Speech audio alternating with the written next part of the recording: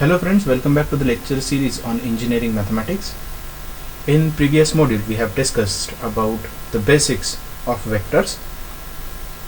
As we know, vectors are the quantities which has magnitude as well as direction. Geometrically it is denoted by a directed arrow, where length of this arrow represents magnitude of that vector, and direction is the direction in which the vector is directed. So there are some standard examples, that is force, velocity. If you consider this object, if you apply some force to it, so it has direction as well as some amount of magnitude.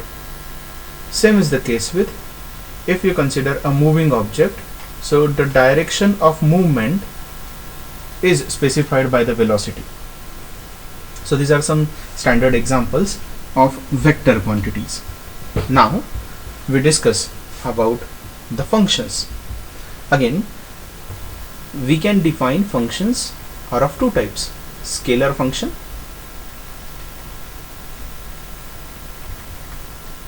as well as vector functions.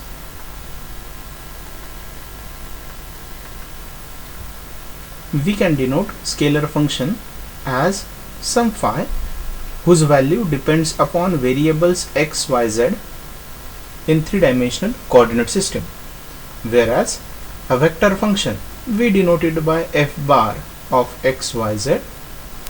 So vector function is a function which not only depends upon the variables x, y, z for its values, but also the position of x, y, z in the coordinate plane. Means the nature of function along x-axis, nature of function along y-axis, and nature of function along z-axis, where this nature of function can be defined by some functions containing variables x, y, z, and function along z-axis will be f3 with variables x, y, and z. So this is a vector function, we denote it by f bar. So this is a scalar function.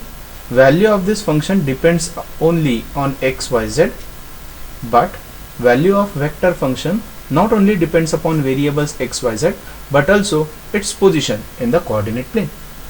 To understand scalar function as well as vector function, we consider general example. So for scalar functions, first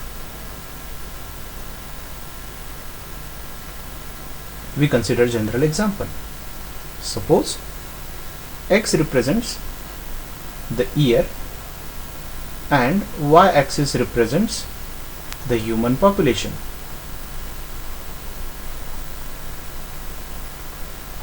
As time increases, the population goes on increasing. So at particular year we can define this value. If this is our x, then value of that population can be identified by this f of x. So we can define one implicit function f of x comma y in two-dimensional field. But whereas we can define a vector function. Suppose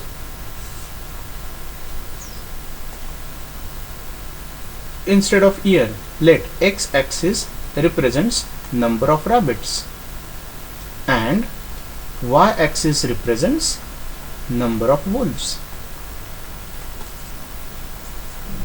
So as you have less number of rabbits, then wolves are depending upon the rabbits for the food. They are also less.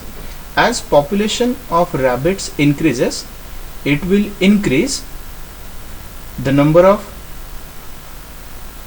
wolves, but as number of wolf increases, the population of rabbit goes on decreasing.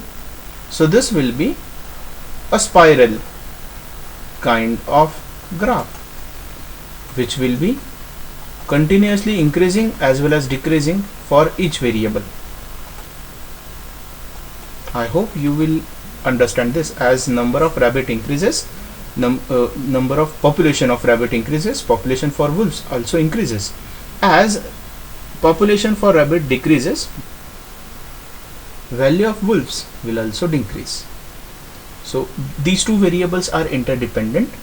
So particular value of function, it depends not only on number of rabbits, wolves, as well as its position in the coordinate plane. So we can define function containing two variables along x-axis and function along y-axis. So this is a vector function and this is a scalar function.